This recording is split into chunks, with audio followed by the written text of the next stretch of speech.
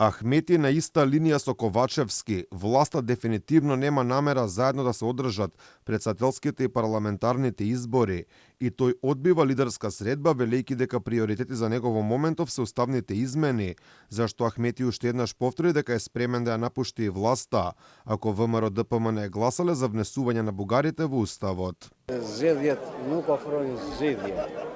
Kështu që zgjedhjet do mbahen në afatin e rregullt në pranverë të vitit të ardhshëm.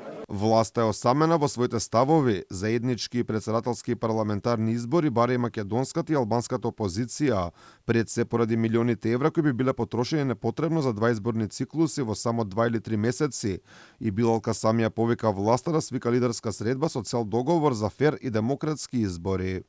Ne vlerësojmë që duhet të jenë zgjedhjet, domethënë në një afat zgjedhor, për shkak se kemi parasysh që bëhet fjalë për kosto, të cilat nëse bëhen për një periudhë të shkurtë siç janë të parapara me ligj zgjedhjet e rregullta që bëhet për fjalë për një distancë kohore prej 3 muaj, vlerësojmë se është kosto e panevojshme dhe kërkojmë që zgjedhjet të jenë në një termin edhe presidencial edhe parlamentar. Лидерот на ВМРО ДПМН е Мицкоски, кој веќе порача дека е подготвен и чека покана за лидерска средба кај собранискиот спикер Талат Џафери, испрати порака до власта да не бега од народот со нарачани и наместени анкети, испрати порака и дека за неколку месеци Македонија ќе има нова политичка реалност и влада предводена од ВМРО ДПМН. Наместо кукавички да бегаат, најголемата анкета е соочувањето со народот.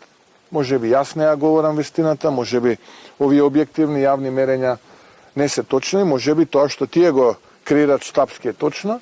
Има еден начин да покажеме какви се вистинските бројки, а вистинските бројки се кажуваат на избори.